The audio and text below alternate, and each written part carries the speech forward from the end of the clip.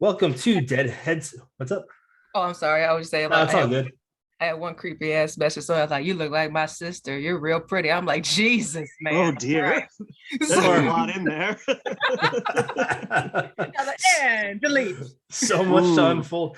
Let's get started again. I'm getting silly. Welcome to Dead Headspace. I'm your host, Patrick R. McDonough, joined always by my co-host, Brennan LaFaro. Say hi, Brennan. Hello, everybody. And today we are joined by illustrator, author, amongst many, many things that we'll touch on later, LM Labat. Say hi. Hey, how you doing? And you know what? Like I said, you're into a whole lot of neat things, and they're like all interwoven in just a horrifically beautiful way. So in general, what got you into horror? Oh man. So when I was little, I like one of the first movies I was watching was A Nightmare on Elm Street. And I mean, when I was little, like 6 years old, 7 years old, I was watching like Stigmata and The Devil's Advocate and things with my mom in the room. And it was just so interesting. And once I saw horror movies, like a lot of other things went boring. I'm just like, no one's gonna get got. What's going on? You're just talking. Like, what's with the blood?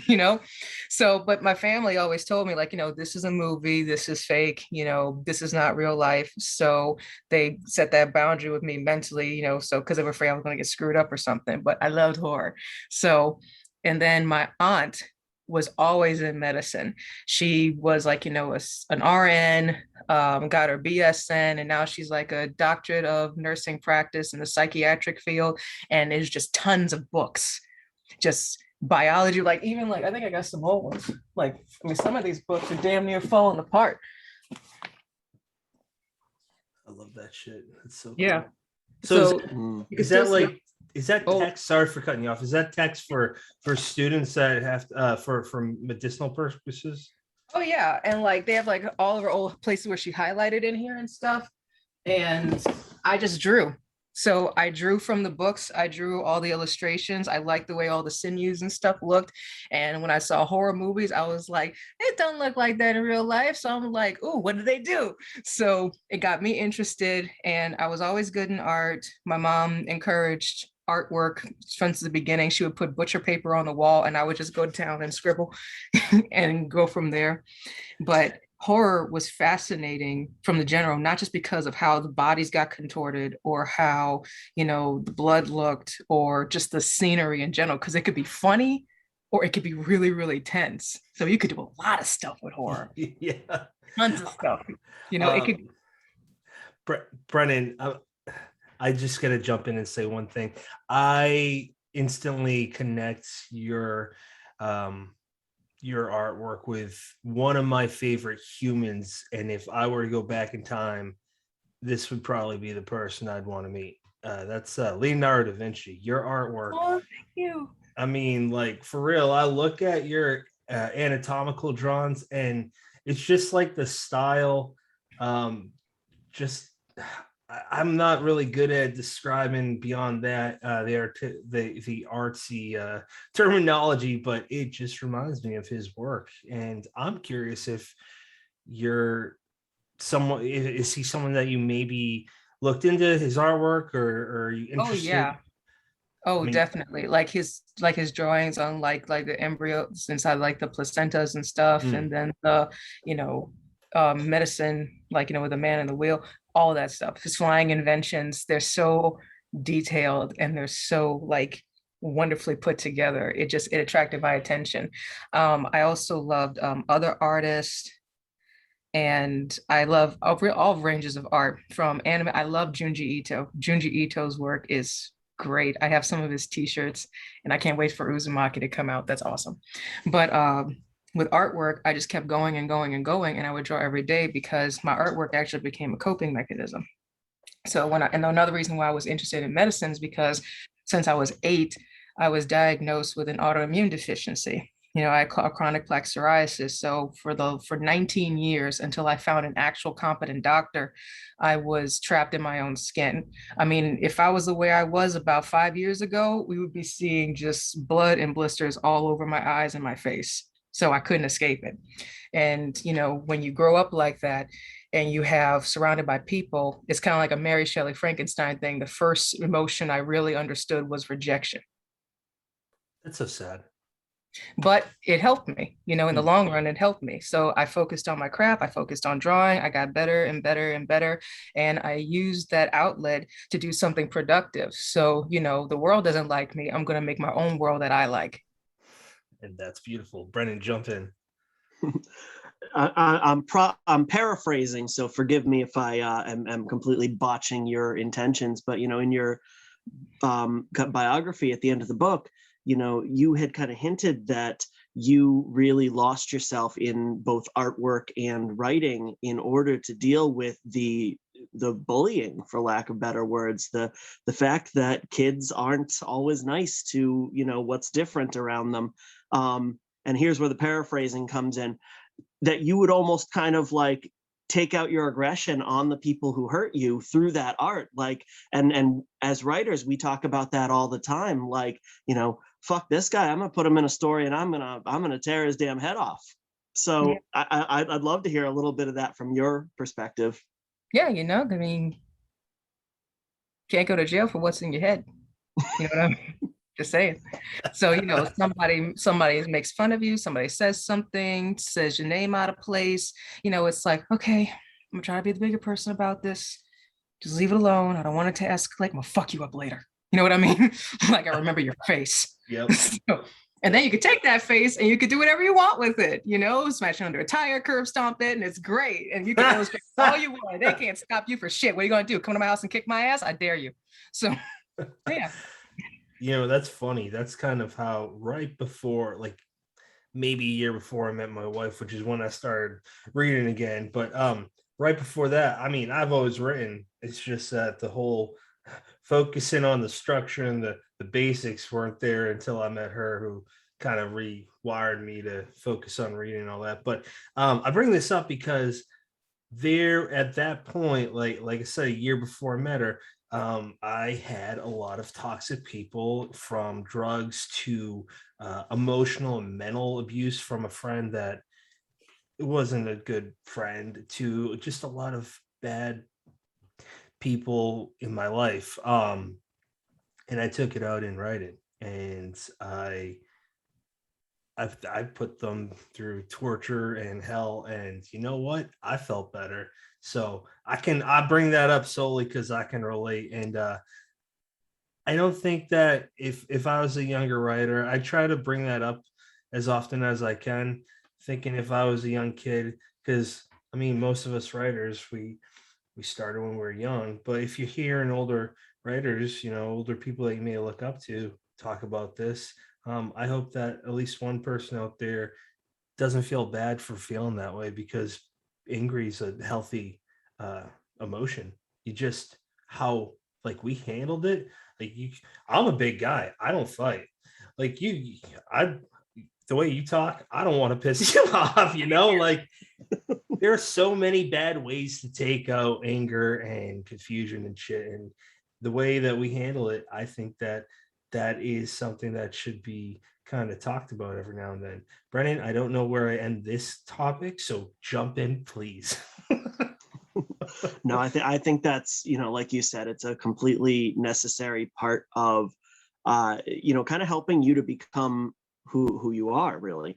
And I did want to jump back and comment real quick. You were talking about, using textbooks to kind of learn how to draw, and then almost kind of, for lack of better words, dissecting, what the bodies and the tendons and stuff looked like versus, what you would see from, like, say, the practical effects of a horror movie. And, almost kind of finding your voice, for lack of better words, your artistic, there's got to be a word for voice and I'm just missing it, but your style, basically. Yeah, exactly. Now, you mentioned that your mom was a big influence on, getting you to kind of get your art out, but you also had a teacher who was, big, and I'd love to hear a little more about that. Oh God, yeah. So David Pearson was his name, and he was in the army. He was stationed in Germany after the war. From what I remember him telling me, he was like 15 plus years as an editor, and he became a teacher. And this guy was phenomenal. I mean, like in the class, he never taught from a textbook. He always taught us essays every single day. We would do 25 essays, handwritten, double space in ink in cursive 25 rewrites, and we could not scratch out. We had to white out, and it would just be doing over and over and over again. It was just drilling into our heads. So if it wasn't for him, I would have never ever understood the actual foundations of writing or like creating essay. He could teach you how to make an essay in less than 25, 30 minutes and just have everything done. And all you got to do is polish it after. This guy was like God level, really. It was great. Wow. And he like what he did is that when I was in school, I was making my book. I started writing the Sanguinarian Id actually from a poem. So the poem that's in the beginning of the book is actually, that was the original one. And then I built the story off from that poem and went from there. Wow. And I made the Sanguinarian Id in my senior year of high school. I made 3 or 4 books in the series since then. I got published in 2016 at the senior year of college. And David, he would let me come to his office during lunchtime where I would read pages from my manuscript, and he would be there doing his like, lessons. And he would be like, nope, start from again, do it again. Like, nope, go over it. And I would ask him like, is this really going to work? And he said, I wouldn't be here giving you my time if I didn't think that it was worth it. And he said, what you have here is publishable. And he unfortunately died. I'm sorry. Yeah. He was a good friend and he was a mentor. I never really had like a dad figure growing up, but he was definitely one of them. And then in college, I met Charles Gramlich, and Charles Gramlich also is a horror author and a vampire author, and he's a psychology professor. This guy is a wizard. I mean, neuroscience, all that stuff. He's just wonderful PhD brain, capstone learning, statistics. He's great. And he wrote a book on writing in psychology. I got one. I was the highest grade in his writing and psychology class. So I learned how to write MLA, APA format, scientific writing, things like that. But I asked him, and I found out he was a horror author. I'm like, hello, sir. I have this manuscript. Can you help me, please?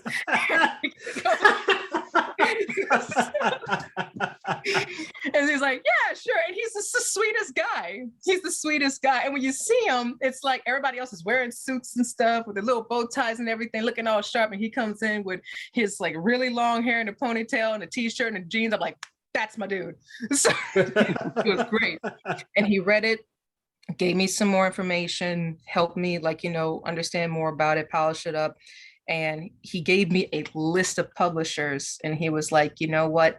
Because I kept going after publisher after publisher after publisher, and I got like over 44 rejections. And when you turn in something, it's like, oh, if we're interested, we're going to send you something in 6 to 8 months, maybe. And then like 3 years later, you get something that's like rejected. I'm already published, jackass. But anyway, so when I talked to him, he was like, you're going after all the wrong people. We like start going after small publishers. Most likely they'll respect your work more and you can get a better vibe with them. And I did. And I connected with Night to Dawn Books and Publishing up in Abington, Pennsylvania. And I mean, that publishing house has been great to me. They've been understanding, they've been kind. And I've heard tons of horror stories of when somebody submits their work and everybody wants to change the character, change the name, or flip manuscripts around and things like that. And I'm what like, the fuck? Really?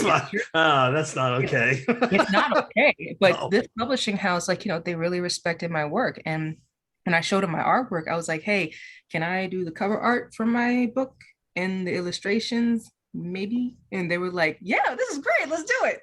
So it's been awesome ever since. And the owner, Barbara Custer, she's a wonderful person to work with. Wonderful. So I got to go back. There's so much to tackle with this. So your first mentor, I'm putting words in your mouth that the second teacher was your mentor too, but sound like that. Yeah, they both were. They both definitely were mentors in their own significant way. Okay, so David you said in World War II? It was after, I believe he was stationed after World War II was over, because he told me all kind of things about how he was in Germany as a soldier, and he knew friends that got Dear John letters. So that was So interesting.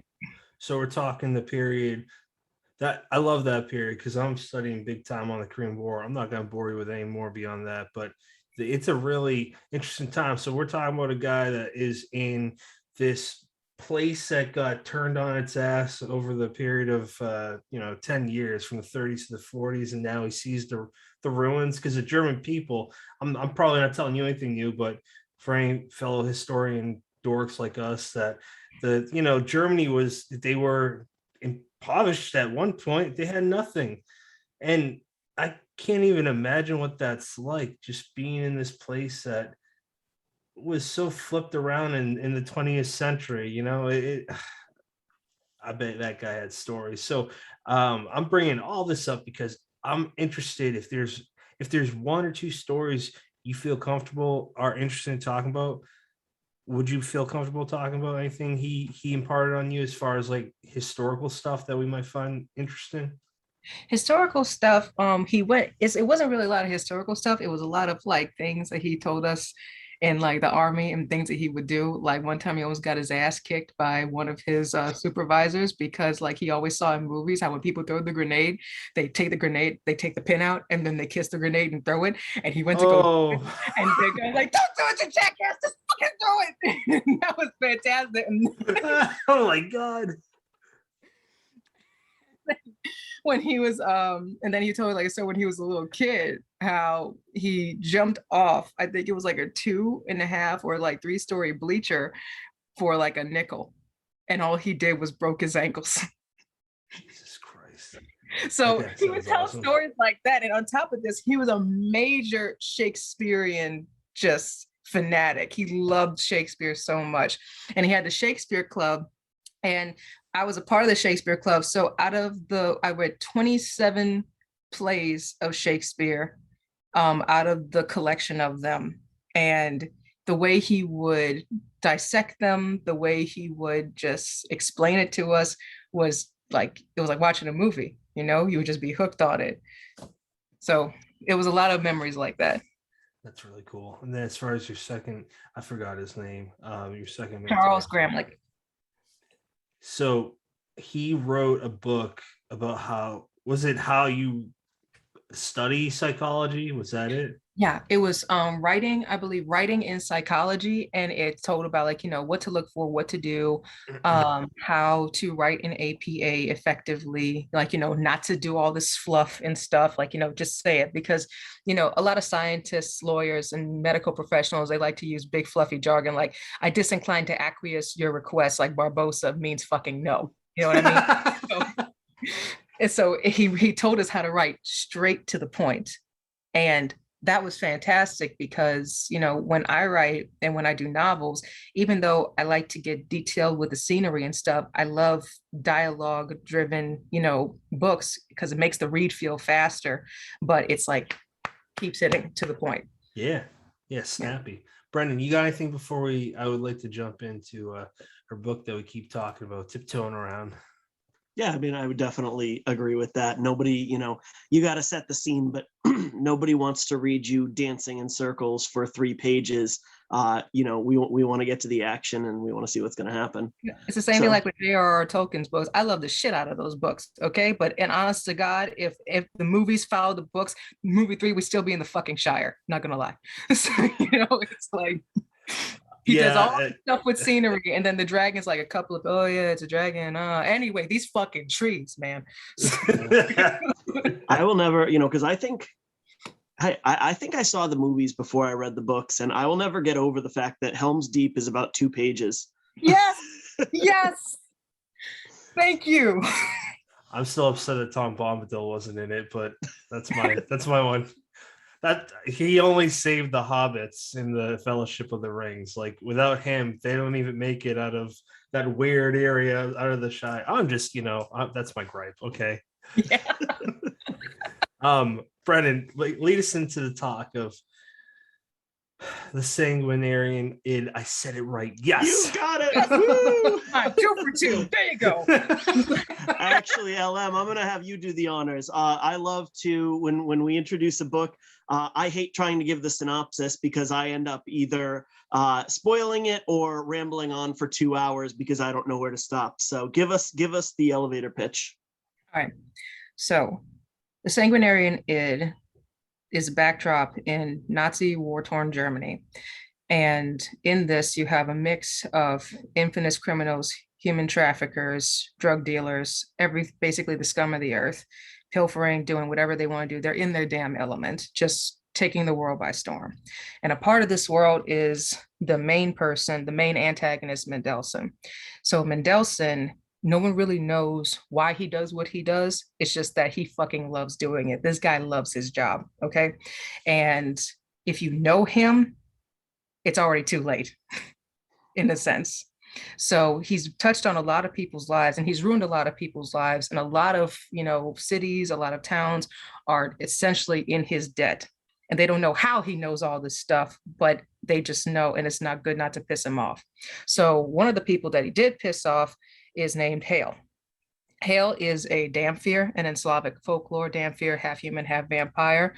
Sometimes the species differ, but Hale underwent a transformation due to Mendelsohn's influence. So if he wouldn't have traumatized her, that dormant gene would have never woken up, and she could have lived a normal human life, presumably, and died and been happy about it. But now she has no idea why she is the way she is, why this gene woke up, or, all she knows is that you're the fucking catalyst of it.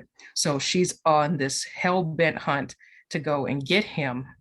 And on the way, she finds all these other people who have been broken by him as well. So, and it's people from all around the globe. I love vampires are everywhere. It's not just like, I'm sad, I'm sexy, and I sparkle. Okay. It's, it's a lot of people. It's, the Gaki from Japan, which is sometimes like the hungry ghost or like the vampire that taints people. There's the Kangxi from China. I know I'm butchering these names, but they take like a person's life away by sucking their breath into themselves. They have the Naxahe from Germany that eats a part of themselves. Damphir from Slavic lore. Moroi, Strigoi. So I like to incorporate all of these different vampires. And then there's the Alps from Germany as well that take disguises of cute farm animals, but they will secretly and permanently will fuck you up. So, but with all these things, I incorporate them into the story. And it is this journey that she goes through with these people that she gathers as a part of her personal trusted circle to find this guy and just obliterate them. Yeah, okay, that's a much better synopsis than I would have given. Very nice. Now, what I love about this is, it's very easy to say it's historical fiction. It's not wrong either. It's a historical horror book, but the depth of folklore is really what gives it like a three-dimensional look to me, because it's been done where people say, we're going to put vampires in World War II. Okay, great. But to kind of give it that almost international feel of bringing in all these different, because like you said, they're vampires from different mythologies, from different places around the world, but they all operate differently. They all have that kind of inherent quality that makes them, part of vampire lore, but none of them operate exactly the same. And to bring them all in and, put them together in one story is very, very interesting. I love mythology, and, when mythology kind of faces off against itself, each other's, that gets me. That does it for me. And one thing that connected me, with the Damphir is that, I grew up with my whole family. My whole family is mixed race, Black, German, Native American. And, growing up in a lot of places, when you're not one full of one or full of the other, you get a lot of horrible reactions. Some people are nice, some people are just downright mean, some people just shun you, isolate you, some people are rude. I mean, from racism, overt, covert, you get it. And when I read about Damphirs, I'm like, nobody likes this one either. I can relate to it. So it's like you're drawn to both worlds, but a lot of people don't want you in either. So I'm like, I'm gonna make my character a Damphir. And then I learned more and more about it in Slavic lore, and then that just branched out to all of these different vampires and stuff, and the Nosferatu, and all of these other creatures. And it was like, oh my God, there's a whole universe of these things. This is amazing, So I'm like, I gotta write about it. And I like the idea of like you've seen the movie Crimson Peak? I have not. I have not, no. Okay, so so Crimson Peak, basically there's one line of the story that's like, it's not a ghost story, but it's a story, there's a ghost in it. And it's because with the backdrop of World War II, it's world war. There's everybody's involved in this shit. So all this mess is going on in the background, and there's these people trying to just get their shit done just to accomplish this mission. And then they have to not deal with the hazardous material and the situations in their objective, but now they got to traverse and navigate through all this shit happening in the background with the world going to hell behind them. Yeah. All right. Now I have a question, but before I do it, you don't have to respond to this comment. But as far as where you ended the book, how dare you? Yeah, right. But going back, I want to know a little bit about your process of taking a poem that you wrote and expanding it into. This is not a small novel. You're upwards of about 250 pages, right? Yes. Exactly. And how I got to write the novel was that I was in my English class. It wasn't Mr. Pearson's class, it was another class. And we were reading about Beowulf. We were reading about like old English folklore, and we were learning about like were-guilds and how, a person, if they were murdered, to my memory's sake, when a person was murdered, the murderer would have to pay that person's weight in gold. And then where, and then werewolf and all these other things. And then we talked about Grendel. And we were getting into like sanguine, and then it was like sanguinarian, someone who was bloodthirsty. And at this time, myself, I was looking at just reading about psychology. And I was reading about Sigmund Freud, and I learned about his personality structure with the id, the ego, the superego.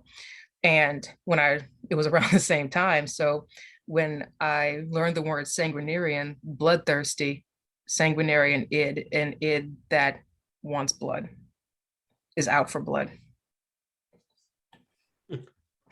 That's interesting. I never would have thought of that. And in that class, since we were reading about English folklore, we were reading about Beowulf, and then we went into Macbeth and the couplet forming poem that, happens in Macbeth with the witches.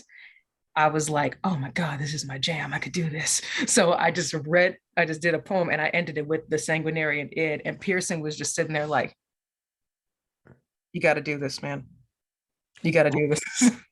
With Beowulf, isn't it kind of a fun idea, but also a total tease that's like the oldest surviving piece of poetry or prose that we have, but you're like, oh, what else did they have? What did we miss? But honestly, a lot of stuff in Beowulf kind of makes me laugh a little bit, because when Beowulf's fighting the damn dragon and his friend is just like sitting there like, oh my God, he's so great. And this muscular is fantastic. Is he fucking dead yet? And he's so great. Oh my God, we should totally go and help him and save the dragon. Is he dead? Oh my God, Beowulf, you're dead. And it's like, it's just what happens. So I was laughing in class. People were like, what the fuck is wrong with you? I'm like, this is hilarious. So, I want you to be my teacher. Like, I had a teacher in English class that was this just old, decrepit old lady that just did not make anything fun. I blame her for not liking reading that. That's the old Miss Havisham bitch. Yeah. God, I was going to ask a question. Yeah, so I want to jump back to the how it is set in Germany during World War II, and you bring up Himmler, and I thought that was interesting because when you hear the question, if you go back in time and who would you kill, often obviously people say Hitler, but you kill one cockroach, there's going to be others. Like Bin Laden got killed. Oh my God, Kim Jong-un, if he were to die, I'm not saying I'm going to do it in North Korea, don't come at me, but there's going to be a replacement. If Hitler dies, Himmler's probably the next guy in charge, and he's that or it would have been either Himmler or Reich Marshal Goring. Either way, you lit up a rock, all those motherfuckers come crawling out. You know they what were I mean? all trying to kill each other and him. But I say Himmler, and it could be him, the other one, because he's the guy that designed and was in charge of all the death camps. He was a sick fucker. Yep. I'm not again. He was a school teacher. His career before he became that was a school teacher. So it's like, you sick motherfucker. It's just you were just laying there the whole time. Yeah, there's good ones and there's bad ones. He probably seriously. I never knew that he was a school teacher. It's fucked up, but he probably taught some of the kids that ended up in those camps. Hitler was to my knowledge, Hitler was a painter. Himmler was a school teacher. Hitler tried to get into art school, and Hitler actually learned from the stuff that I've read and the stuff that Pearson told me was he befriended a magician that actually taught him how to do all of the hand. I can't hold that laughing. It's true. He like all the hand waving and stuff that he does. It's like he looked at stage actors and people like that in order to capture the crowd, which is why it became so captivating. Yeah. You know what? Also, I forget where I heard this. Because anytime like the History Channel's on, I'm like kind of lost into that show, but I did. A lot of stuff that's said about World War II. I mean, so many people write so many things, so many people document so many things that everything you read, gather, and you got to sift through like, what's real, what's bullshit, what's this, what's that. But it's just like, fuck, I'm never going to unread this, Absolutely. One more thing about Hitler with his speeches is that he would start nice and slow, and he said with the hand gestures, and then eventually he would bring it up, and that was all intentional. That was he was playing the audience, and he would crescendo. Yeah, and also I never knew this up until maybe a month or so ago. He during World War I, he had some mustard gas that fucked up his throat, so his voice sounded a little bit different, which was attractive to his native Germans. And it's like all these little weird things build up, going back to talk about Germany's past in the 20th century. After World War I, they were fucked. 415 sanctions against them that basically like reduced them to just like a rotting slum. Yeah. And everybody was looking for a savior. And it's just like, you maniacal, dirty motherfucker to take advantage of these people and just prey on them in their hopes in this time and then fuck it all up, Yeah, seriously. Hitler's Inner Circle. I don't know if you ever saw that show, but is that the one on Netflix? Yeah. I have. It's a really good one. Then the Roman Empire, which covers 3 different eras of that. That was really neat too. But it shows like Germany back right when it's before all the Jews are getting taken away. It's right before then. There's all this stuff against Jewish people. And I'm just thinking like, holy fuck, if you could go back in time and witness that, like I don't know if I'd be able to move. I'd be getting the creeps because you got these SS soldiers just beating the shit out of people. Like, what are you supposed to do? And the thing is that they did it with a smile on their fucking face. You know what I mean?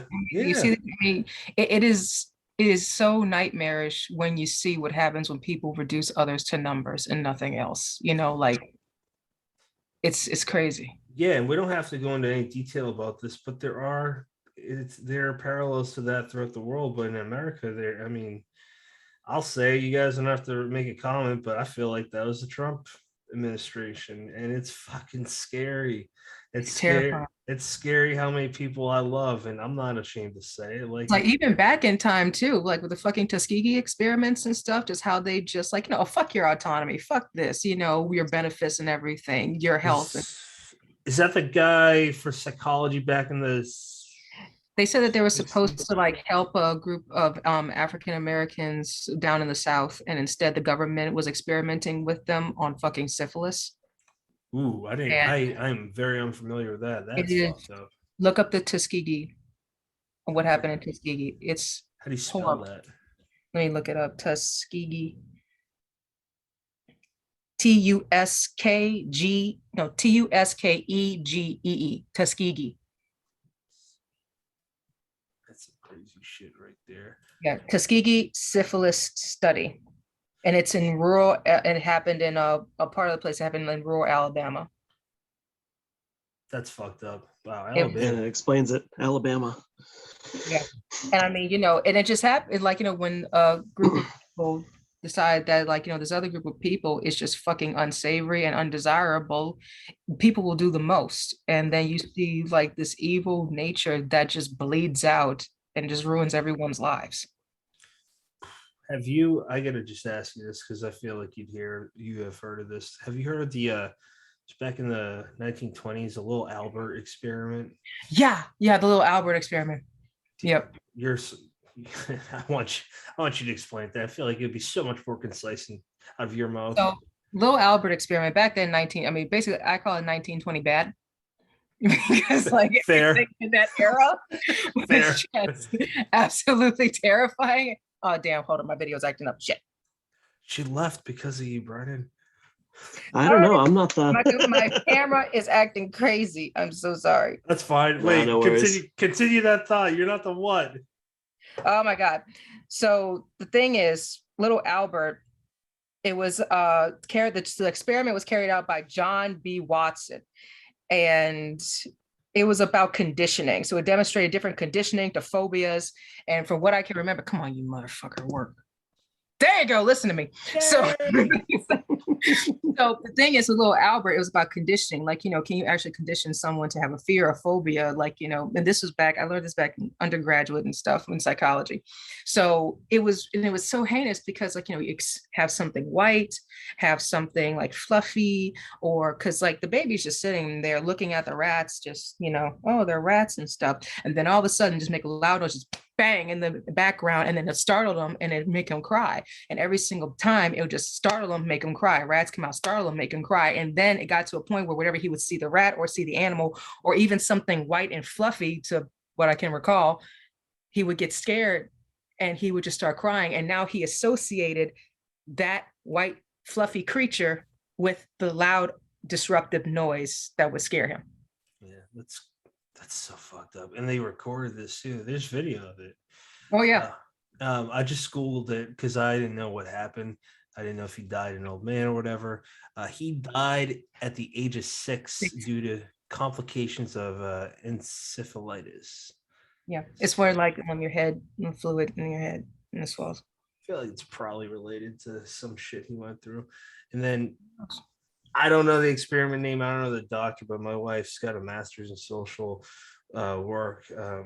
Social work. Wow, why did I think that sounded weird? One of those words that you're like, that's not right. It is right. But she was telling me about different things as far as like what was done to kind of understand that study. And I think it was back in the 40s. There was one doctor, the stuff that he would do with patients back then, not a shot in hell you could get away with it. It's crazy that it's only like one human lifetime ago where the shit that was tested on humans, on animals are, don't get me started on that, animals are still treated horribly. And it doesn't matter to a lot of people because they're not people, but because it doesn't impact them. When people are like, when people exist out of that cone of danger and they know that it won't impact them, that whole interest or the fear or the severity of it just goes down, because in reality, a high percentage, it's not going to affect you or the people around you in your daily life. But as soon as you get into that demographic, then you're in danger. So now it's important. Let's talk about your artwork in your book, because it's just I actually have some pieces right here. Let's see. Yeah. And a lot of my stuff is trashy because I like when I'm done with something, I just go, all right, it's over. So, and I work a lot in Faber-Castell pen, Bic ballpoint pens, the blue and the black kind. And I don't really like to work in graphite a lot because it gives like this weird metallic-y sheen. And sometimes it's like this layer, you got to keep on erasing. It doesn't get like clear like you want it to after a while. Yeah. Have you ever worked in charcoal?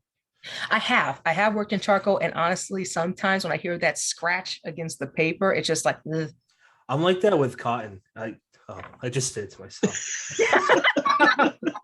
I totally get it. Brendan, do you have a weird sound that would be normal for other people, but you associate it as just torture? The sound of a person's lips separating, like really, really close. I hate that fucking sound. Oh, Like, shit. John Goodman in Cloverfield Lane, you could hear everything, and it's like the grossest ASMR ever.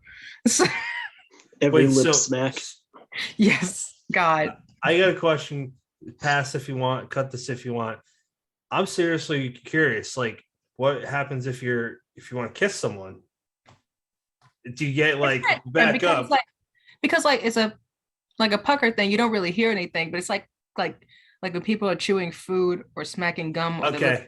It's like that cotton mouth thing. It's like, I'm with you.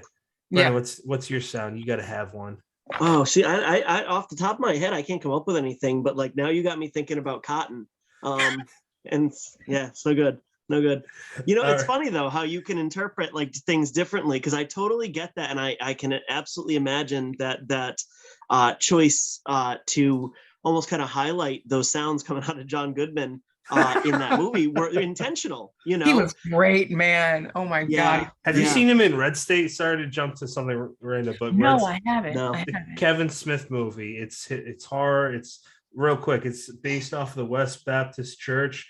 Those sick fuckers that they go against the FBI in a standoff scenario. Goodman's in it. Skinny John Goodman's in it, and it's Kevin Smith, but nothing against him. Would never know it. Gotcha. So yeah, sorry. Go ahead. Oh, I was just gonna say that, like, I can imagine them using that to kind of build character in that movie, and this is gonna sound so terrible, but my mom does that. Like, whenever she's about to talk, she like smacks her lips before she goes. So it's funny because I think of it as an endearing trait. And I just handed a book in where I have this kindly old woman character who I want the reader to get along with. And I have her doing the same thing, like before she starts. It's like, conditioning, like, what you're associated with. And so you associate the sound with your mother. I associate the sound with, like, sick patients and stuff. So it's like, it's true, because when because the thing is, I used to thinking his mom's sick. No, the thing is that I used to work on like an inpatient unit for like psychiatric unit. So I would be like I would be in night shift from 7 p.m. to 7 a.m. and we would get all kinds of people like trying to eat period blood off of the floor, people like in their beds having drug overdose, getting detox. So the sound you would hear, it's like, okay. Yeah, no, you got to have a list of things that you can't tolerate, I would imagine. Yeah. Reminds me, we got to get back to your illustrations, but you in some ways, I'm getting vibes of Aaron Dries and S.A. Cosby. It's wonderful. I love it. So your illustrations. Oh, yeah. Okay. So this one is one of them.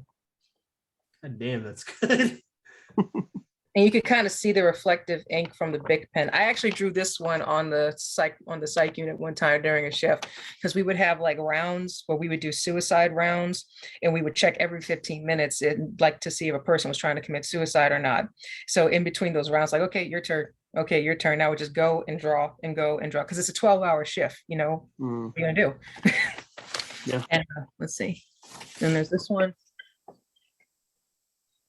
Oh, I love that. That's so good. I love the shading on the back behind the arm. Thank you. Did you teach yourself how to draw? Or a lot of stuff was self-taught. Like let's see, I'm gonna get some more over here, but I graduated with an undergrad in 2 degrees, bachelor's in art and art, bachelor's of science in psychology with a biology minor, and I did cum laude in both. So before I got into college, I was teaching myself how to draw, like, through all the books and stuff.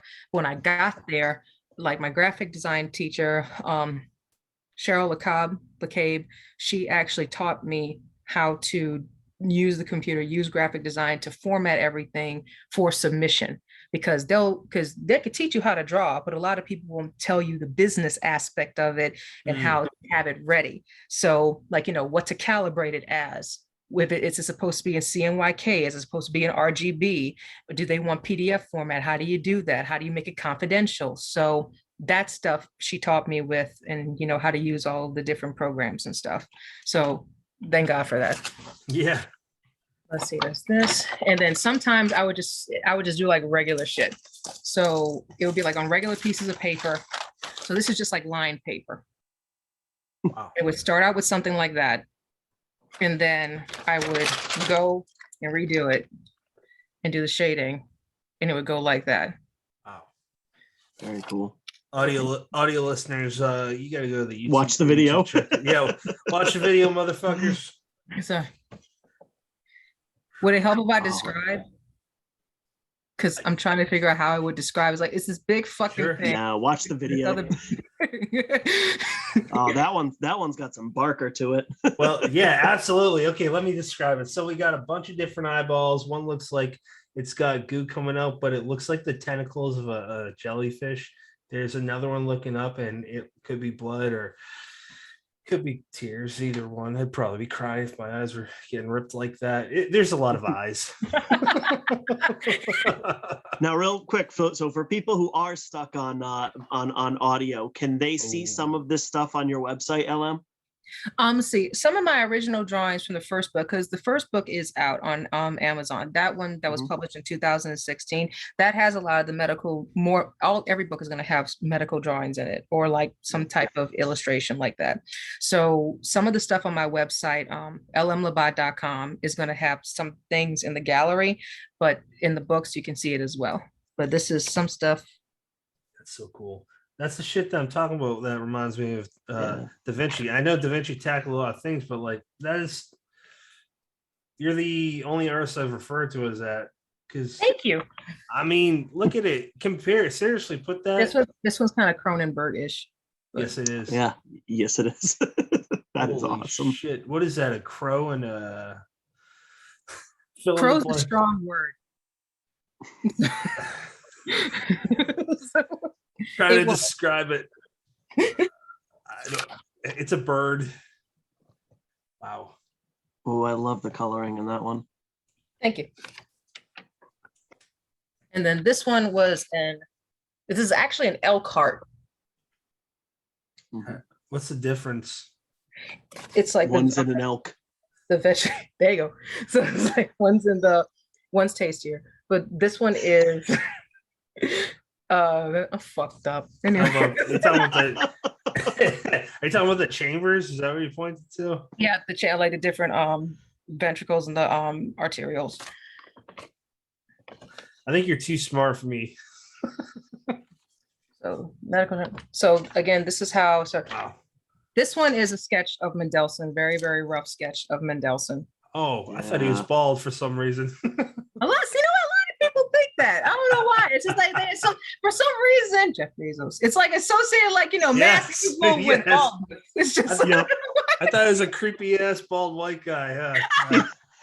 He kind of looks like Jack Ketchum. Not the okay. Brennan's referring to the illustration, not my description. That does look like Dallas. That's really cool. And then this one actually was the first drawing of my t-shirt design, because I actually have a t-shirt. Lobotomy, right? That's the brand. Well, this was my first t-shirt, like for the Sanguinarian Id, because I wanted to prototype some stuff. So I had this one on Shark Robot, but I decided nope. So I'm gonna go make another one. Was that German? Yeah, Den died, Toten, right, and Schnell. So the dead travel fast. It's like a homage to the Bram Stoker Dracula thing. Oh, shit. And then this one, so I am planning on making the Sanguinarian Id into a graphic novel series, because I just fucking love drawing this stuff. So this is some of the panels, test panels. Oh my gosh. That's all hand drawn? All of this is in color pencil, in blue color pencil, and that ink. Is fabulous. That is excellent stuff. So the reason why first of all, a lot of the stuff, like I said, 2016 came out. I was going to have something in 2018, but the thing is, from 2016 to now, I've had about 3 near-death experiences. One was a horrible reaction to amoxicillin that actually had me throwing up blood. and I had to go to the emergency room because I couldn't even swallow ice chips. So Oh, God. it was really bad. And that was in like this October 31st on Halloween of all things Yay. in 2018. And then along with, I have a symptomatic microcytic anemia. So my blood levels dropped really fucking low. I posted one post of it on Facebook like years ago, but I had to keep going back and getting ferritin injections because it just kept fucking dropping. And it's like, nope, it's getting bad. So God. health. And then this year, no, not this year, last year, in April, I actually watched my father die of a hemorrhagic stroke. Oh my, so sorry. So Jesus it was Christ. so it was David dying in 2019, my father dying last year, and it was just like one hit after the other. So life. Life, yeah. Life. But No words. Jesus yeah, Christ. but in that stuff, fuck, that's a word. So it's like It's a good one of my favorites. but in all of it, like I kept drawing as much as I could, dealing with everything. But I want to turn to a graphic novel. Every book that I write, I want to have some kind of illustrations to it because I love the story, like scary stories to tell in the dark. I loved it. Like, when you were reading it and then you see something and you didn't know what page it'd be on, it just pop out at you. I love that shit. That'd be cool. That'd be really cool. So, reading stuff like that, reading stuff like Alice in Wonderland, Treasure Island, illustrative novels. I'm like, I could do this shit. So Oh yeah, you're very talented for that. Yeah. So have you ever thought of tackling kids horror? Like kids horror? It's like I am actually doing a project right now with one doctor. First of all, she's phenomenal. She is making a series of books because she helps children with human trafficking and victims of human trafficking. So she's a very remarkable person, and I'm helping her doing illustrations, children's illustrations right now. But it is such like a transition from drawing this to really nice and soft and kitty. And it's like, oh shit, I can't scare the children like this, so I gotta make this nice. oh my God. And it works, it takes time, but it works. So it's like switching between art styles. But with going back to Mendelsohn and stuff, a lot of people they think he's bald and stuff. But the thing is, the characters in my book, I want them to be average characters, so all different kinds of body types, balding, hair, no hair, things like that. But Mendelsohn, he's just this fat, jovial, approachable guy. You wouldn't even blink an eye. He's just like a regular person on the subway train standing in the store, and you wouldn't know anything about him. You talk to him.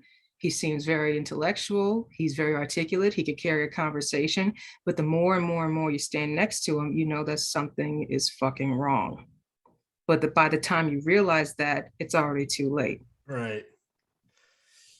And those are the scariest villains, is the ones that you can have a conversation with, and it's only after you're a couple minutes into it that you get that kind of tickle at the back of your neck and you realize, that something is wrong here, as opposed to the person you wouldn't go within 20 feet of because they have, blood on their hands and they're wearing like a black trench coat. Yeah, and the thing is that he doesn't wear dark clothing. He wears nice shirts, suspenders, nice pair of slacks, he dresses up nice, but he's comfortable in what he wears, and he's not when you think of vampire, villain, you think of this tall, dark, brooding, mysterious, maniacal person. That's like the thing that comes to mind, ancient wisdom, but it's just this happy, fat, white guy over here with no shit, it's like. So let's talk about that ending. Like for me, my favorite part of the book was if it was split into 4 quarters, it'd be the last quarter, because that's when all the shit just gets insane. And I want to know if you knew going in that you wanted to be like, hey, here is, just kidding, read book 2. Yeah, suffer. Yeah. Suffer and enjoy it, people. I like it's a little sadist part in me. You know what I mean? yeah, I It's like, mean, I like the Hunger Games aspect of it. Just joking. I don't know if that's an insult or not. It's not meant to be, but right. it reminded me of the Hunger Games in some aspects where it's like, let's pair up. And now it gets Ellen Labatted. That's a verb now. Labatted.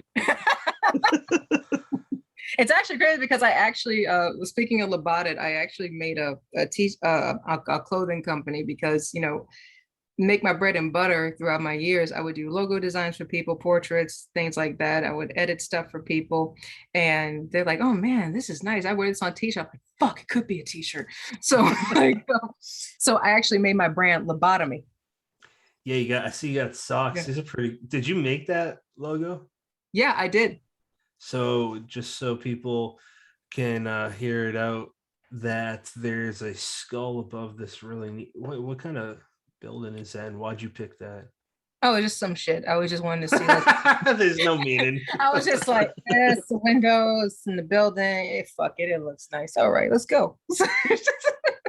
I sound like one of those douchebags trying to say, well, the author picked red on the curtains because he just fucking liked that color.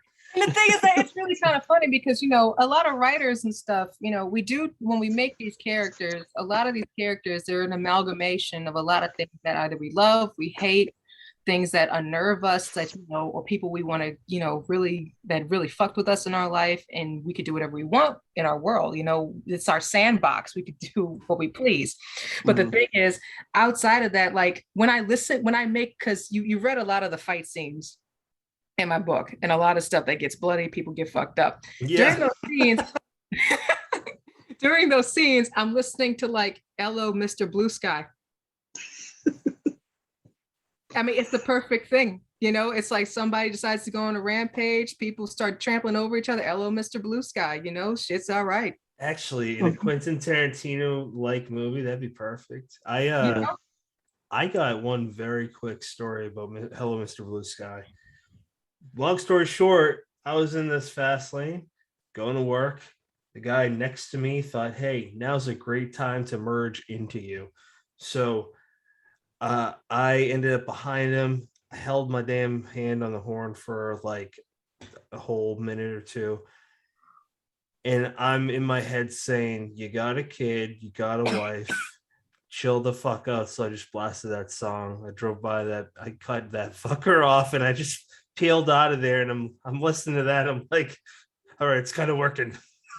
It's a weird combination. It's like, I don't know if you like Tarantino, but I love Tarantino.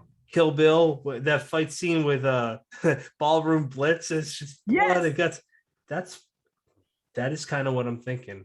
And I love this. The first Quentin Tarantino movie I saw was From Dusk Till Dawn. George Clooney and Tarantino. Oh, and let's not forget the Sex Machine. You seem like you're really big. His name is Skip. How the hell am I not thinking of Tom Savini? There we go. Okay. You seem like you're a big Savini fan. I mean, I just like all this. You know, I like it when people go no holds barred, you know, with a lot of their stuff. So like when I saw From Dusk Till Dawn and everything, the bar fight scene, how he just made all the vampires look like no vampire looked the same in there. You know, it was all like, you know, sexy, grotesque, some mixture of the two. And super silly at times too. Yeah, definitely. What was it? They were playing with like the guitar was like the hand or the arm or something like that at one point. Exactly. That was a good movie. And in the beginning, that gas station scene, it was kind of intense. And I love the scene when they're driving away and then they see the bar, and then after it's like this old abandoned temple of like, I'm like, shit, there's more, you know? So that was a great movie. I've never seen the others, never seen the show. And I think part of me, I'm not knocking it, but I think part of me doesn't, because I know that Tarantino's not in it, and no, George Clooney's not in it. So I'm not sure I want to watch it. Yeah, it's like I want to savor this memory of how it was. So Brennan, is there anything else that you want to talk about with her book, man? I want to talk about the chapters real quick. I found it so interesting that you got 11 chapters in this book. and the first 9 of them are about half the book, and then the last 2, you just blow up. And I was curious, was that something, was that an intentional storytelling device? Is that just what they begged to be? What happened there? Honestly, I just kind of feel like, what's right with it, because I'm putting myself, I have all these characters arguing in my head, and as I'm writing, I look like something that just changed lane. Let's just say this. If you saw me when I was writing a drawing, you'd immediately change lane because I'm like talking to myself. I'm arguing with myself. I'm making all these faces like, I'm just like going at it with stuff. In the zone, we call that. In the zone. In the zone. I'm totally in the zone. And then I'm like, you know what? People would do this. Fuck it. Yeah. And I would get immersed in their personality and their character, and life throws things at you out of left field sometimes, so you're thinking you have this plan that everything's going to go steady, and it's like, fuck it, no, we're going to go this way now, so you have to roll with the punches. And a lot of the characters, the protagonists in my book, they're rolling with the punches. They know their objective and they know what they want to accomplish, but everything around them is so unstable and so like unpredictable. So it's like, I have a plan, but I don't know if this is gonna work, man. I mean, we gotta just keep going, whatever it is, duck and roll, jab left, keep going, so. Well, and when I saw like the way it shook out, I was like, what's gonna happen here? What is this? That's very interesting. I'm intrigued. And when you do get to, because I think chapter 11 kicks off at like, I think it's like, I read the ebook, it's 72% of the book. I'm like, there's like 100 pages left and it's all in one chapter or something like that. I'm not good with math, but it's appropriate. It's like this, it's almost this self-contained storyline that you would be pissed off if it got broken up with a chapter. You're like, no, we're not stopping here. You got to keep going. It's just this kind of like bullet train ride to the end that begs to be this, exceedingly long chapter. So I mean, if I asked you because I was curious, but if I had to guess, I would just assume that it was like you hit that kind of race toward the end and it was just go, go, go. And it just happened to, kind of fall, the cards fell that way. Yeah.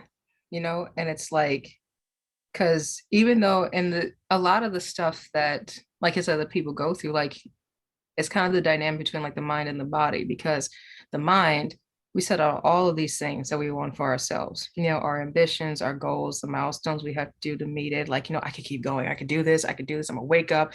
I'm gonna go work out. I'm gonna go have this, and it's gonna go great. And the body's like, what the fuck are you doing? You know what I mean? So it's like all these characters, they want everything to happen, but there's only so much that you can do, with what you have. So, and it's because even it sucks that even though, yeah, they're vampires or they're damn fears or they're some type of, or they're old and have experience, but the thing is that they're dealing with creatures that a stake through the heart don't do shit. I mean, it's like, if a bullet don't kill you, if a stake don't kill you, we have a problem, and it sucks that the fact that they are these like, creatures of the night, because the suffering that they go through, they feel it. A bullet fucking hurts, I mean, yeah. It's hot. Okay. A broken bone is a broken bone, but I am literally this abnormal thing, this supernatural thing. So my pain is prolonged and I can recover from it. But the fact is I recover from it. It's like my end is not in sight. I don't see the end of the tunnel.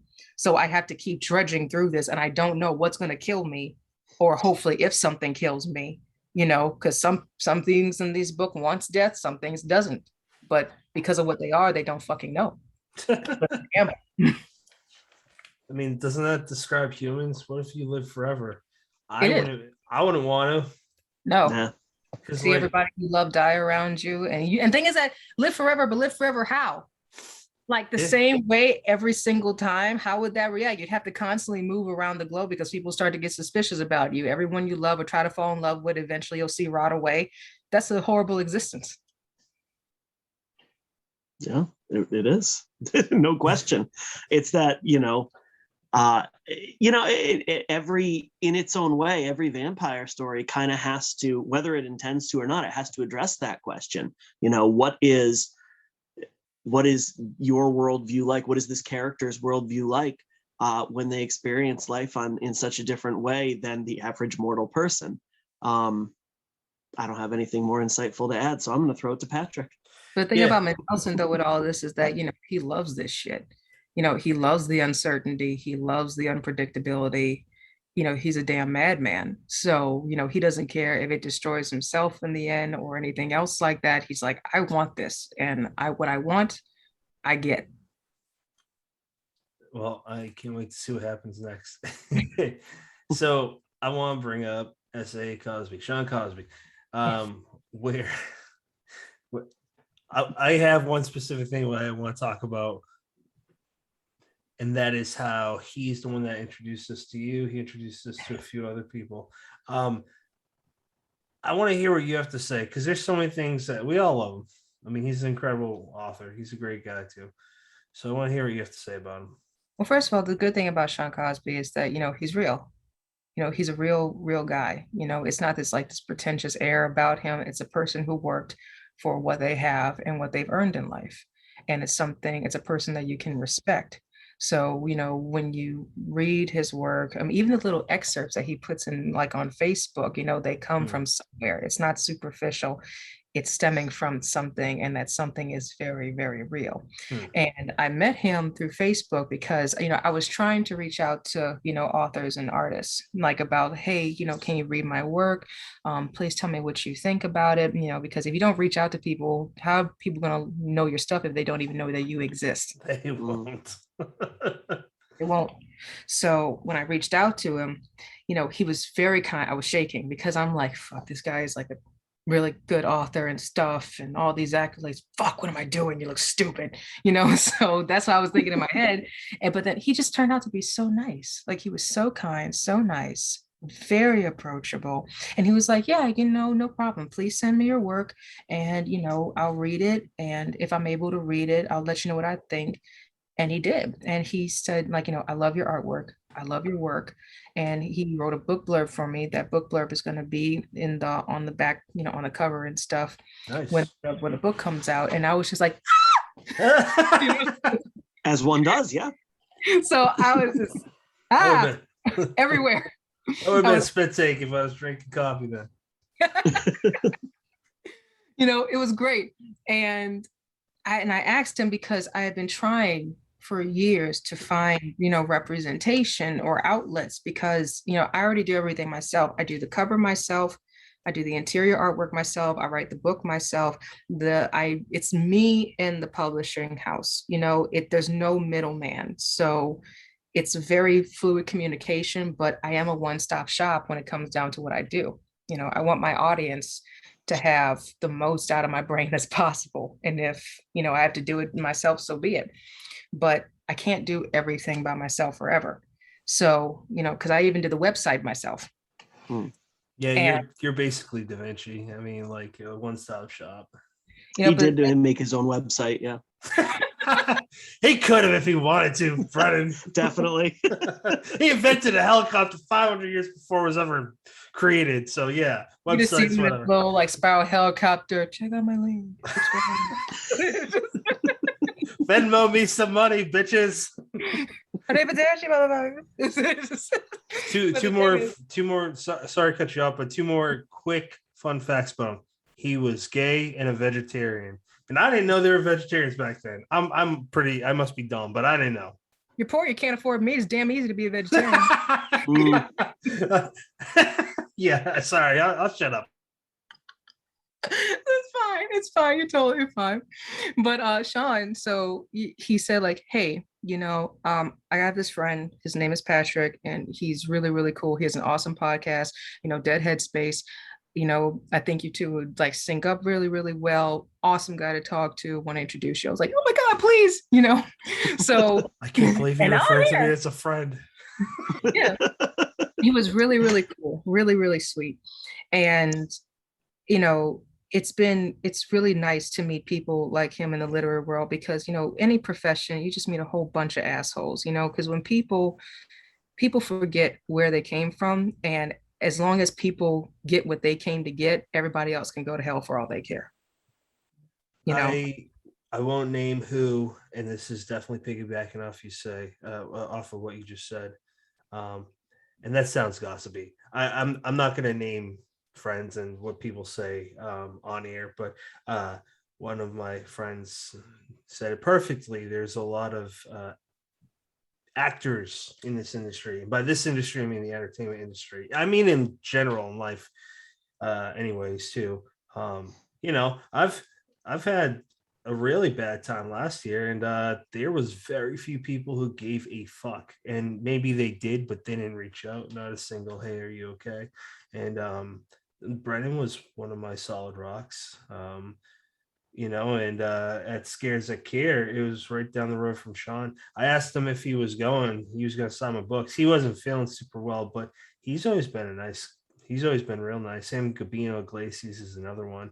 And both of their arms together is probably the width of a human. But I think it's really important to talk about what you just said, which is never forget your roots, because I mean, I've been there. I'm sure you guys have too. It doesn't feel great when you help someone out and they either forget about you or they start becoming a surprising enemy, and it's very strange. And it's like, what the fuck? Because my dad always taught me, don't forget your roots. I'm a middle class guy, work for everything you get. Sean talked about this. He talks about it a lot that I've seen, that he was basically busting his ass doing this job and that job. And now he's working full time. He just quit his retail job a few weeks ago, I think he said on Twitter. But how cool is that? I mean, his last two books blew up. He earned it, man. Yeah. I mean, his storytelling. Casey Lansdale, we talked to her and Joe Lansdale last week, and Casey referred to Razorblade Tears as a mixture of two of her dad's books, Hap and Leonard, and what was the other one, Brennan? Oh no, now I can't remember. Was it The Bottoms? Shit, I don't know. Whatever, I can't remember it. But yeah, that's all I gotta say. Otherwise, I won't shut up about Sean. So Brennan, please save me as always. Yeah, no, I'll just say he's very, very genuine, and the hype is real. Those two books, Blacktop Wasteland and Razorblade Tears, are every bit as good as the hype behind them. So, yes. All right. So LM, I want to ask you. You have talked a little bit about, when you were talking about what got you into horror. You mentioned Nightmare on Elm Street. What's your favorite Nightmare on Elm Street? Oh my God. Okay. So Dream Warriors was really, really nice. Nightmare on Elm Street. Let's see. I liked Freddy's Revenge because the whole part, where he had like a daughter and stuff. Yeah. Rosie O'Donnell's in it. Yeah. With Tom Arnold when they were together. That's so weird. Let's not forget that they were married. But let's see. Nightmare on Elm Street. I like Nightmare on Elm Street too, just the scene where he's just coming out of the guy's chest and stuff, and there's this inner battle, he's still in there in his mind.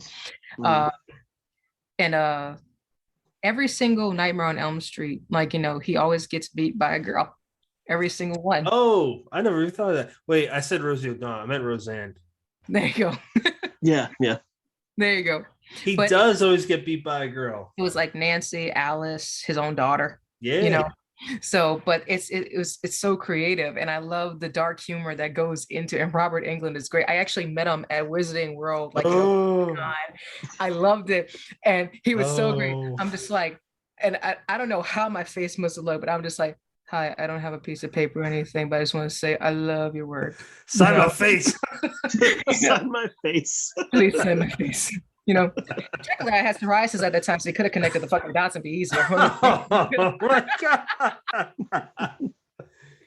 The thing is, was he there for a signing or was he just there? Yeah, he was there for a signing, and they had the whole Nightmare, Freddy Krueger and stuff in the background. I was like, yes, this is great. And the thing is, he just snuck up behind me because he was just walking to us, and he was like, hey, how are you? I was like, hey, this is Freddy. Yeah. Exact quote. Is it not fucked up and ironic in the worst of ways that a guy that played a child molester that ended up continuing to haunt children is that like the biggest place for children to have fun, It's and so, everyone swoons over him, including I us. also met Elvira, and I also met Elvira as Oh, well. Nice, Yeah, nice. I hear she she's is- super nice. she is extremely sweet. Yeah, I She is bet. very sweet. You know, awesome hair. And She does have nice hair. yeah. And but you know, so I love that stuff. You know, I'm a big anime fan, I'm a big Comic-Con fan. I love, you know, I mean, but in like I'm more of like a DC Comics person than Marvel. I mean, I root for the villains. I love the villains. So, you know, Oswald Cobblepot, love him. Do you like Attack on Titan? I do. My friend got me into that when I moved to Jersey, and I was like, this is fucked up. I love it. It's so fucking creepy. And I saw the first part, or the first real, like the live action one. And for those that don't know what Attack on Titan is, it's just it's adapted from, was it manga? Is that what it's called? Yep, manga. It's basically a bunch of it's giant naked things that always smile and tear people apart. And I remember this one scene, I forget the character, but she was an adult screaming for mommy, and her body got torn apart, and I'm like, that just broke my head. I love that shit. It's great, but it's so creepy. I loved it, but they had and the thing is that it was, I don't know, it's dark and very sick, you know. But they had this parody one time of Attack on Titan on YouTube, and I think Ego Raptor or somebody did something about it, and they made fun of the theme. So I was like, "It's a big lady, take a shot of Jaeger." I'm like, yeah. Brandon, do you want to jump to the what are you reading? Yeah, sure. Start with LM. So what am I reading? LMNOP. Are you drunk? I know Me? you're not, but yeah. Does it help? I quit drinking 5 months ago. Yeah. So this is, let me do the heavy lifting, please. So this is the portion where we usually ask our guest, what are you currently reading, or, you know, what have you read recently that you'd like to kind of shout out? My school books. Yes. Because they've taken up my life. Actually, I don't know whether to cheer for that or not. So sorry. It's okay. Currently I have a 3.92 GPA. Oh shit. Nice. That's awesome. Yeah. Congrats. Seriously, that's awesome. I got the first B out of my whole semesters was last year, and that was like Hurricane Ida and stuff. I had to, yeah, it was some shit. So I'm like, you know what? I'll take that B. I'm good with it. So, but it's just been textbooks, and then my manuscript, and then more textbooks. So, you know, I can't wait to graduate so I can get back to actually leisure reading and enjoying it, because it's fucking text. Jesus, you know. I can't even imagine. Oh, you're new. Can I mention where you are? Yeah, I'm in New Orleans. Okay.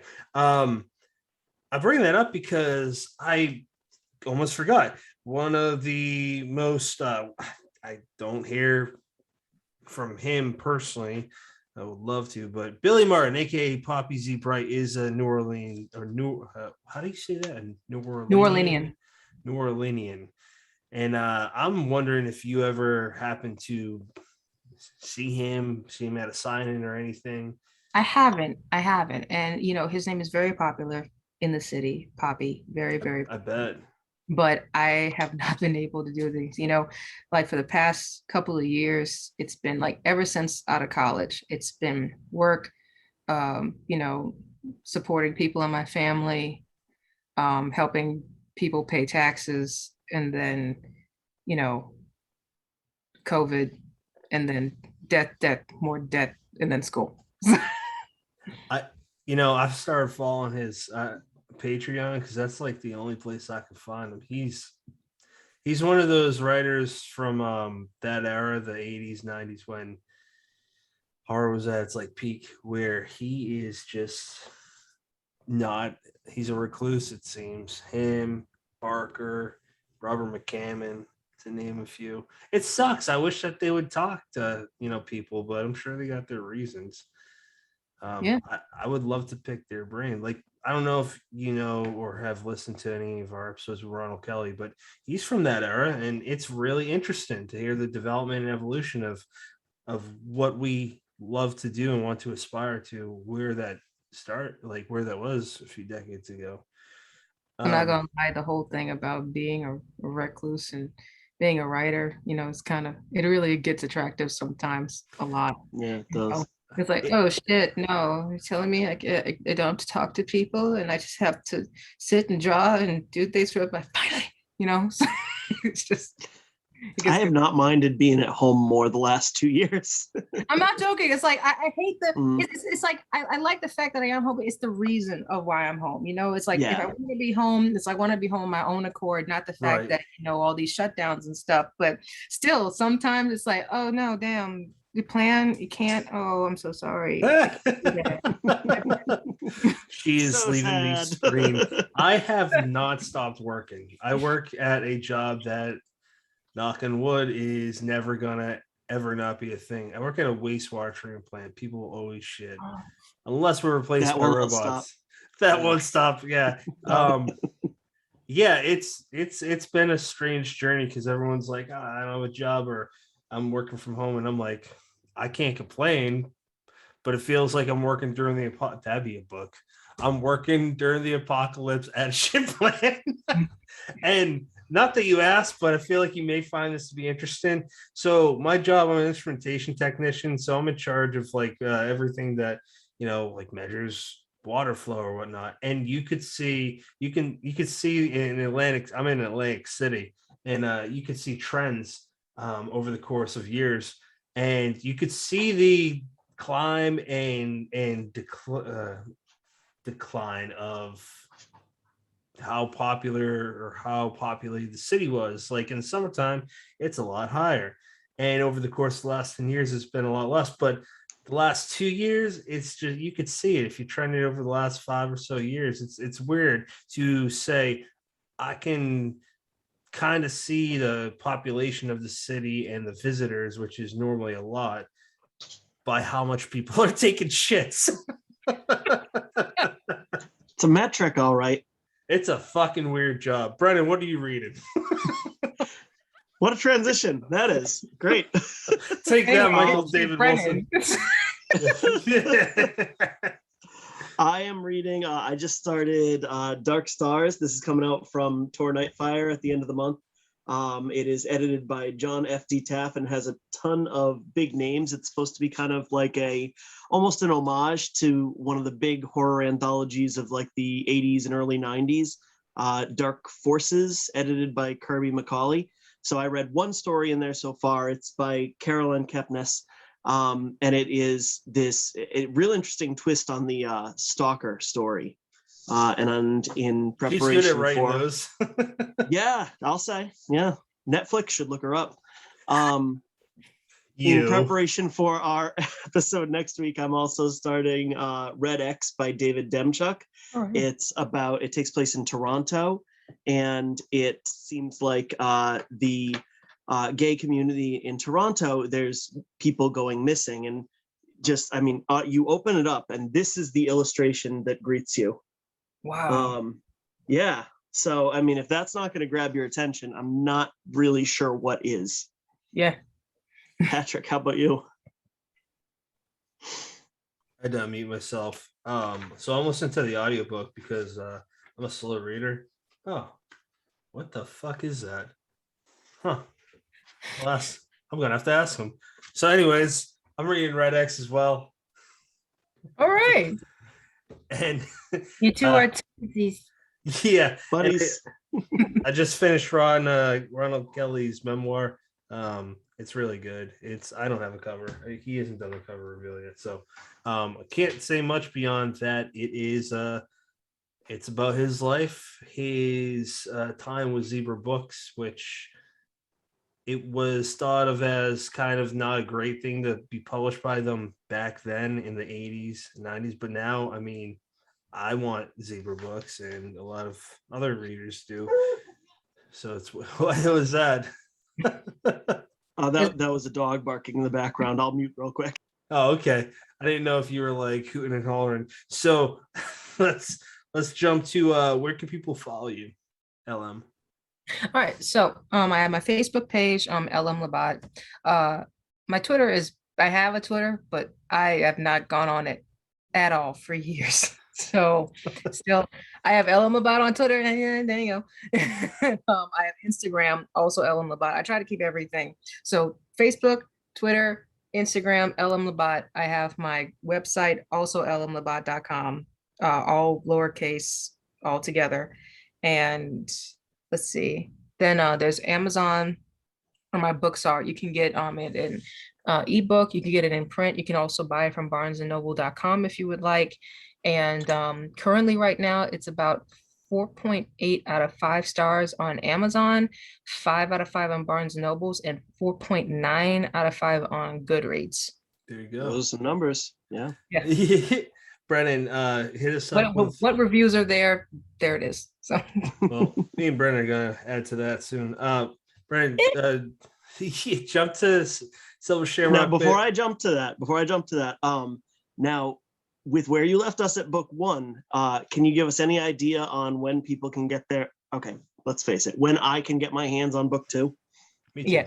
So it's no, but anyway, it's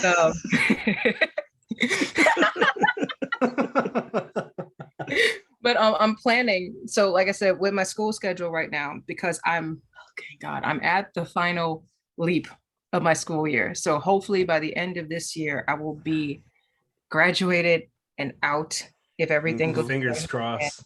So please, but I'm hoping to get both books out by my birthday, August 20th. And I pick my birthday because that's a day I can remember. So, but August 20th, because the first book right now, of course, is out. So that's the original. And the reason why I'm revamping the first novel.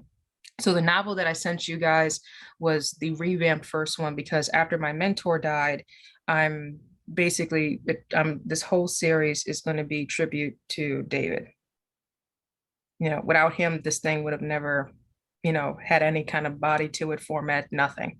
That's amazing. So yeah, and he was my boy, what I mean, and good guy. But he was, so that's going to be attributed to him. It's going to come out on August 20th, 2022.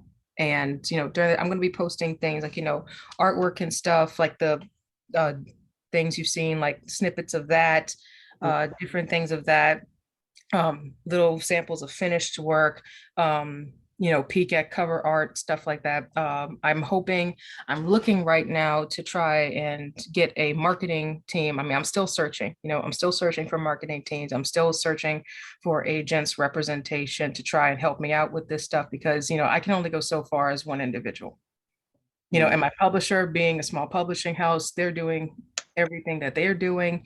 I just need that push, you know what I mean? So doing all that, but updates will be on the website. They'll be on Facebook. They'll be on Instagram. Again, Twitter, not so much. I just, I only have time for so many vehicles, You're probably saving yourself some headaches. Yeah. Yeah, definitely. So, but, and I will also be, looking for, book reviewers, things like that. People who want to see excerpts, those kind of stuff. So I'm looking forward to this. Excellent. Yeah, excellent. Fantastic. Please keep us in mind when you got the second one all set. Yeah, absolutely. Brennan, the thing is that both of the books technically are, like, both the books are written. They're done. The books are written and done. It's just I'm finishing the illustrations with them, and because I like to have that medical and that realistic approach, like some of the stuff you've seen in the book already, it takes a while, Yeah, I'm because sure. each of the drawings, like I only have a certain limited amount of art supplies, so I draw everything first, shade it as much as I can, put it in the computer, shade it, print it out again, draw over it again. So every drawing is like 12 to like 16 something layers of artwork to try and give it as much depth in the computer as possible. Yeah. But readers will appreciate that depth. It's not just the, chapter 1 words, chapter 2, you get there's this nice little visual in your head, and of course, video listeners will know that the artwork is stunning. So, and it's like, because I like that, like I like all word books just as much as the next guy, but for me, I love graphic novels. I love illustrative novels. So like when I'm turning the page and it's like, and it's just and it just pops out. It's funny, I love it. So I want to give the most to my readers. Very cool. Do you like Geiger? Yes. Yeah. I love H.R. Geiger. I love him. And then the alien, the monster, all that stuff that he did, it's fantastic. His vision is fantastic. It's called Dark Stars. I think there's more words to it, but documentary at the end of his life that they did, he's still alive. And my God, that he made this one bar. I mean, like I said, I really don't drink anymore. I don't plan on to. Again, I'd still want to go to that bar because there's all these fucking weird, creepy baby faces around. You just have a seltzer. I don't really know how they'll be after a couple of scotches in there. Shit. That's true. You might want to stick with water at a place like that. if they allow smoking, You want me to top you off? No, I'm already having a hard time. Thank you. Brendan, take us away with this new bit and just explain it if you don't mind. All right. So as longtime listeners will know, we are part of the Silver Shamrock podcast network. I don't think I got that right. Horrorcast network. Nailed it. It's definitely something like that. So I just want to spotlight a couple upcoming Silver Shamrock releases. So on March 15th, which is a couple days from now and a couple days before this episode airs, Jeremy Hepler's Sunray Alice is coming out. It's a coming of age story that deals a little bit with post World War II World War II concentration camps, but it's kind of billed as a coming of age boy's life meets the Green Mile. And Jeremy Hepler is a hell of an author, and we'll be having him on next month to talk about that one. This is one I am super excited about. March 29th is Ronald Kelly's Haunt of Southern Fried Fear. Kind of a throwback to the EC Comics, little tales of the from the crypt vibe to it. Ron did a little bit of the artwork inside. So as you read through those Southern inspired short stories, yeah. You get a little bit of a picture of the old storyteller to kind of go along with it. I'll show one more and place your pre-orders. Isn't a skeleton with boobs? It is actually, yes. I think I have so many questions. How does that physically happen? Are they all about the boobs? They are. Don't bother answering that. Grow up, Brennan. This is one I can't wait to dive into because Ron's stuff is just so fun, and it looks like this is kind of that almost that Nightmare on Elm Street kind of like dark humor meets true horror. And then I love that illustration just now. Like, how can we make this better? Titties. Boobs on the skeleton. The answer to all life's questions. And then finally on April 26th, we've got Tim McGregor's Wasps in the Ice Cream. Hearts and Strange and Dreadful, Tim McGregor's novel from last year. That was one of my favorites. He's got... Talk about it. Ellen would like that. Talk about that book, man. Please. Okay, so I'm blanking on the year, but it takes place. It's historical horror. It's right around the time of Salem witch trials. So okay, so like late 1600s. I think it was 1700s. I think it was after the Salem witch trials. Takes place in Rhode Island and deals with kind of the stranger rides into town trope, isolated town. Bad stuff starts to happen. And it's very quiet horror. It builds and builds and builds, and then when the fire gets stoked, everything blows up. But it's a great novel, and I've heard that this one is even better. Also coming of age and draws comparisons to Shirley Jackson's "We Have Always Lived in the Castle," which I am ashamed to say I have never read, but definitely will someday. So, Patrick, throw it to you. Yeah. So I just want to ask LM your final thoughts. So, first of all, I'm very, very appreciative for you both allowing me to speak with you, much less talk about my work, show my work. It's great. This is a wonderful opportunity. Oh, And, thank you. for a lot of the reasons, that I that I went into psychology or that I'm getting, a degree in this field again is because I want people to be able to know that anger is real, hurt is real, pain is real, abuse in all forms, sexual, physical, verbal is real. But there are many, many ways that you can manifest everything that's been done to you that can benefit your life in the long run and that can be productive for you, for your cognition, everything. And I'm no different from anybody else. If I could write, someone else can write.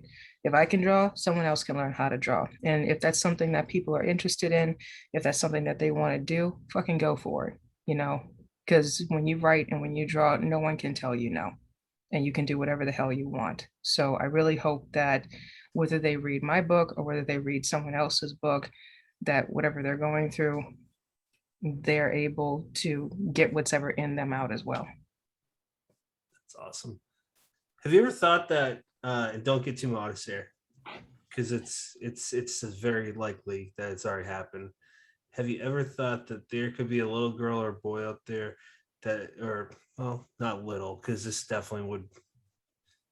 Maybe not. I'm going back and forth. Sorry. Have you ever thought that there could be someone reading your book that's younger or even older that you inspire? And how does that make you feel? I mean, it feels great, because I looked at authors, when I read Shakespeare, when I read all these people, I'm like, shit, if they can write, I can write, I could do this too. So I really hope that, somebody sees my work, somebody sees my artwork and go, you know what, I can do this too. Because you can. Yeah. More historic fiction is good too. This all stays in World War II era. Is that? Well, yeah, because the first part of the book actually starts out in early parts of London with the whole hysteria experiments and stuff on women, and this really archaic type of science and medical malpractice and stuff. So it goes into like asylums, the different things that would happen, the conditions, and it goes through that small part of that era into World War II as she's chasing down this madman. So the bulk of the book is going to be focused in World War II because that is just an entire ecosystem of fucking nightmares in that era. So, I mean, Jesus. Yeah, you ain't lying. Brendan, final thoughts, sir. I mean, LM, we want to thank you for your time. I am so very pleased that Sean pointed you in our direction. I have really enjoyed the last hour and a half or so. You brought a lot to the table to have a great conversation, and we would be thrilled to have you back. I'd like to come back. Yeah, well, you got an open invitation for when that second book comes out. I'm glad I got to read it, got to see that great art. And as you so succinctly put it, if you want to write, fucking do it. As the great Duvet Knox says, if you can speak, you can write. So get to it. There you go. For those that aren't sure who Duvet Knox is, he came up with a book called The Pussy Detective, and it is as fun. It's exactly what you think it is. Yeah. There you go. Grandparent. My final thoughts are this, pretty much I'm piggybacking off of Brendan. I appreciate your time. And Sean always recommends really good people. Like so far, there's been you, Rachel Hall, and Heather Levy. Maybe I'm missing someone else, but I'd throw out Vaughn A. Jackson too. I just read his book Touched by Shadows, and it was a really cool ride. I mean, the guy knows what he's talking about. He's just an encyclopedic, walking encyclopedia. I cannot talk. Jesus Christ. He's smart. And like I said, for those who are interested in reading it now, still on Amazon. There you go. Is that the cover for the? Yeah, the original. Oh, okay. Like that. That's cool. That's a cover for the original. And back. She's got fire in her eyes. Don't fuck with a pissed off lady. Yeah. And a rifle. So there you go. That's true. Yeah, that's worse than the fire, arguably. So, listeners, we urge you to buy this book. It is the Sanguinarian Id. I said that right twice. I'm very proud of myself. Yes. Third time now. Third time. It is a fun book. I would have thought a few years ago that I don't want to read any more vampire books. And then we've read quite a few, and I'm like, I want more vampire books. So next episode 139, will be with author of Red X, David Demchuk. We're excited to talk to that guy, pick his brain. And as for you listeners, you viewers, you have made choices in podcasts. Thank you for picking us.